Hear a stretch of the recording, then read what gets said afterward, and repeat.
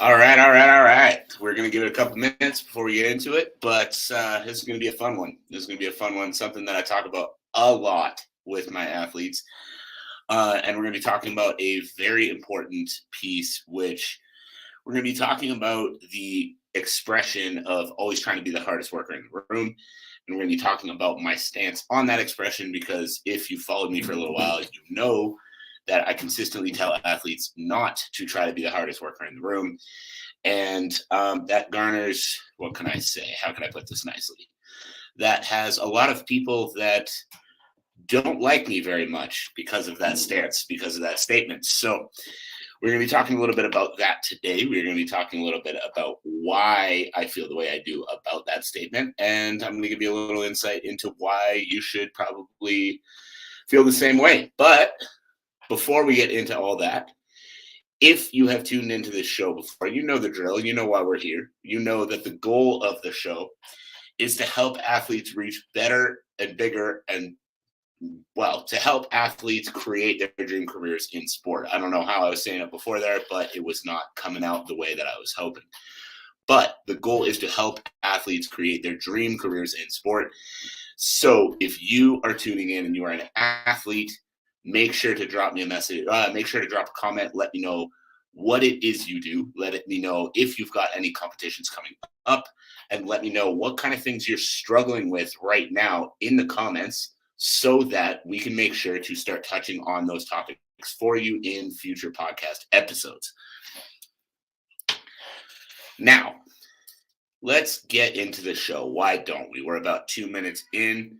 So let's get into the show. We are going to be we are going to be clarifying today my stance on the expression of trying to be the hardest worker in the room. And we're going to be clarifying why you should not be focused on trying to be the hardest worker in the room. However, before we do that, my cat's freaking out a little bit, so I'm going to see what's up with him. What? All right, I think the cat's going to come join the podcast, but let's get into the show now. We're going to get into it, talking about why you should not be trying to be the hardest worker in the room, talking about the expression and my stance on it. And we're going to get going here in 3, 2, 1. Welcome, everybody, to another episode of the Elite Development Podcast, the #1 show for athletes looking to gain an edge on their opponents and build their dream careers in sport. I'm your host, Kenny Dusseault, and today we are going to be talking about an expression that I hear far too often, and I'm going to be clarifying my stance on that expression. So the expression that I hear all the time is being the hardest worker in the room. And I'm sure if you are an athlete out there, you have had people tell you that you always need to focus on being the hardest worker in the room, or some other motivational video or whatever else it might be, talking about how you need to be the hardest worker in the room. Now, in many videos online, both on TikTok, Instagram, wherever else you might follow me, I have come out firmly against that statement, firmly against that belief, against that focus as an athlete, firmly believing that you should not be focusing on being the hardest worker in the room. Now, let's talk about why. Because I know there are a lot of you that are going to hear that and are going to immediately say, this guy's telling us not to work hard, or, some sort of ridiculous statement about how just because I'm saying don't focus on being the hardest worker in the room, that I'm telling you not to work hard at all. So where does the expression come from? Let's dig into that first.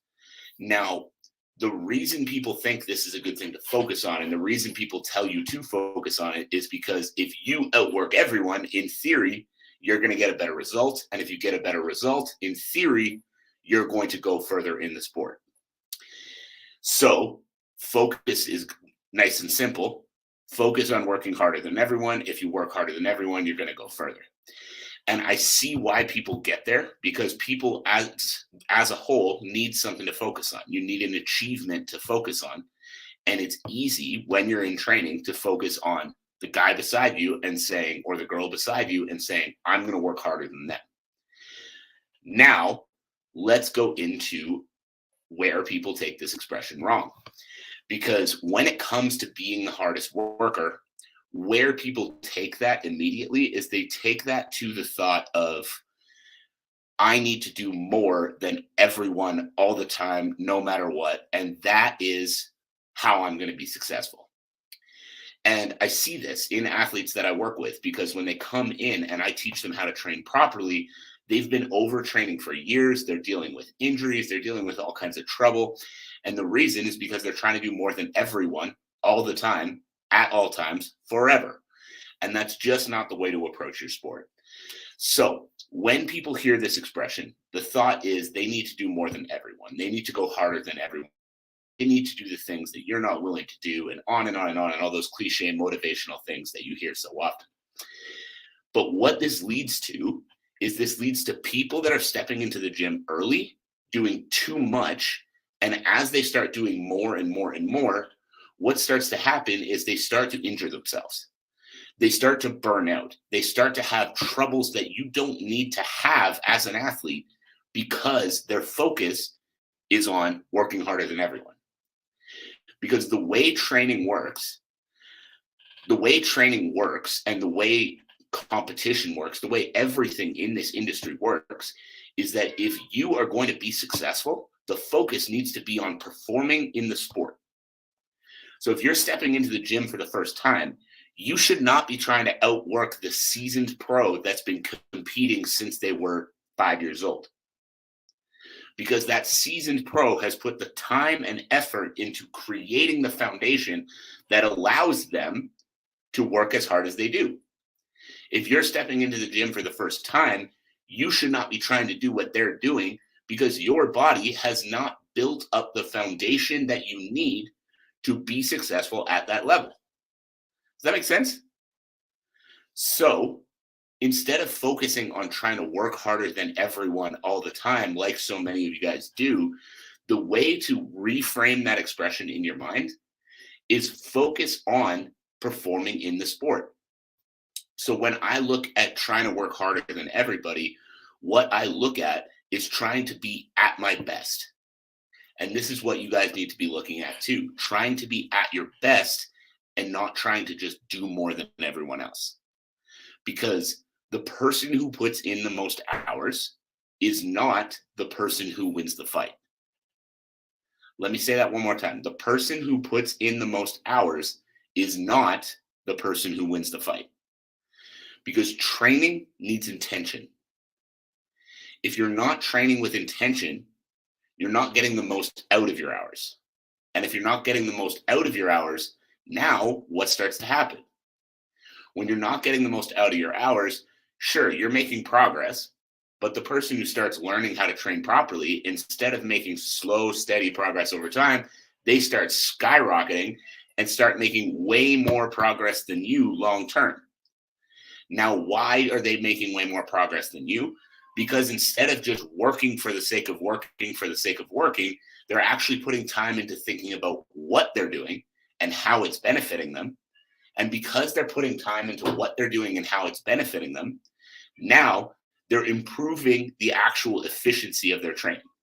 They're improving the actual efficiency of their training because they're spending time focused on how the training is actually affecting the performance in sport. Because if you're not focused on how the training is affecting your performance in sport, why are you there in the first place? If you're training to compete at a high level, then the focus of your training needs to be how you perform in sport. The number of rounds you did in the gym does not matter. How much weight you lifted with a specific exercise does not matter. Any measure that you can take from your training, strength and conditioning, skills training, anything else, does not matter. What matters is how you perform on the night of competition. Let me say that one more time. Any measure that you take when it comes to training, whether it's strength and conditioning, skills training, anything else, does not matter. What matters is how you perform on the night of the competition. So your training needs to be structured around making that happen. Now, I know when a lot of people hear that, the immediate thing that they think is, yeah, but if I'm trying to perform better, then the more I train beforehand, the more I practice beforehand, the more I do leading into the competition, the better and better and better I'm going to do, right? Now, the reason that's not true is not because working hard isn't important, but because your brain can only process so much. So there hits a point of diminishing return. You can do a certain amount of sparring rounds, and then you're going to hit that round where your body is exhausted and you are not actually getting anything out of those rounds anymore. You're going to hit that round where your body is so exhausted that all that's happening is you're getting beaten up. And if all you're doing is getting beaten up and you're not processing anything and you're not learning anything, that's not going to benefit you. So you need to start looking at how your training is benefiting you and not how much training can I do. I'm going to use an example. I was talking to an athlete that I work with recently who's dealing with some shoulder issues. And this athlete was telling me that, they haven't been skipping any training sessions. They haven't been, taking rounds off sparring or anything like that, which is great. But what was happening is they were sparring more, and in turn, they were missing rehab work for their shoulders. So let me ask you, if you are a high-level athlete in very good shape and you're dealing with an injury, what's going to benefit you more? Trying to just work through that injury and get a couple of more rounds in, or spending time focused on rehabbing that injury so that you can be at full health on the night of the competition? See what I'm saying? So it's not about how much volume can you get in. It's about what benefit can I get and how fast can I get it. Trading some of those sparring rounds and in turn doing that rehab work and actually fixing the issue you're facing is going to allow you to do more.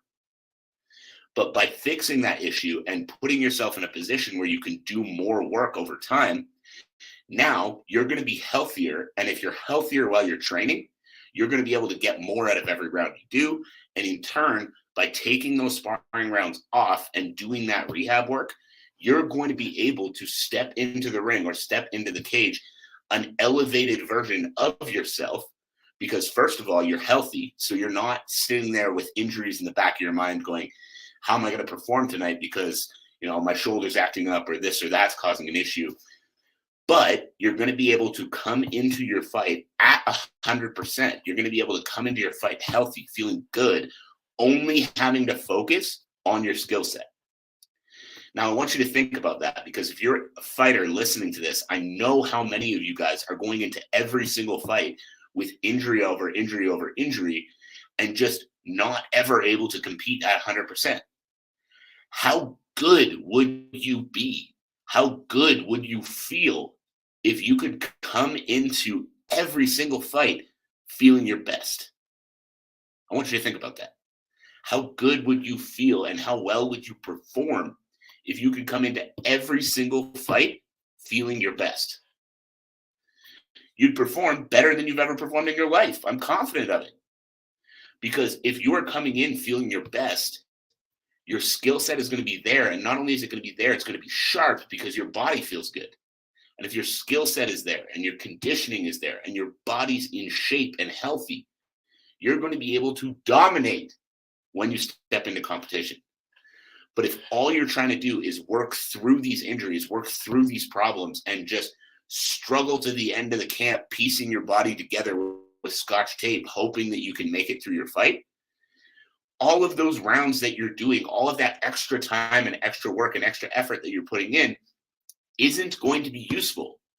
And it's not going to be useful not because hard work isn't important, but because the work you're doing is beating your body into the ground.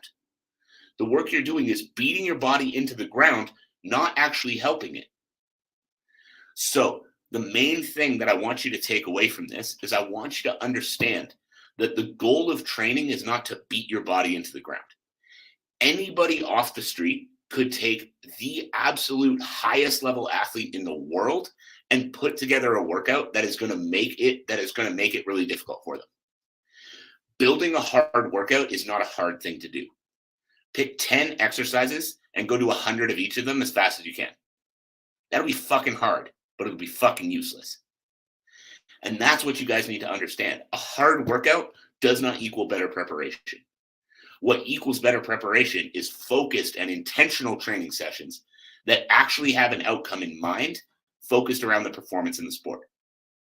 I always tell my athletes, I don't give a shit how much you can bench. I don't give a shit how much you can squat. I don't give a shit how fast you can run 10K. What I care about is how you feel when you step into the ring or the cage. What I care about is how you perform when you step into the ring or the cage. And if you're performing and feeling good and you are at your best, then that bench number doesn't matter. That squat number doesn't matter. That 10K time doesn't matter. Because running 10 kilometers and fighting three 5-minute MMA rounds are two different sports. Running 10 kilometers and fighting 3-minute boxing rounds are two different sports. And so on. You get what I'm saying. Fighting and running are two different sports. So your running time is not the thing that you need to be focused on. Don't get me wrong. If your running time's improving, that's great. Give yourself a little pat on the back. Give yourself a little fist bump. But if that's improving and your ability to fight for 3 5-minute rounds, your ability to fight for 3-minute rounds, whatever the duration of your competition, if that ability is not improving, then your ability to actually compete in the sport is not improving. And if your ability is not improving in the actual sport itself, the training you're doing is ineffective, no matter how hard it is. Does that make sense? I see a comment coming in. Work for stable progression, not immense strain for short periods of time. Yes, because if you are progressing consistently over time and continuing to add little tools to the toolbox, now what starts to happen is every single time you compete, you're getting better. Every single time you compete, you're getting better. And if you're getting better every time you compete, that means you're setting yourself up for longevity. You're not trying to be the guy who can go the longest in a fight.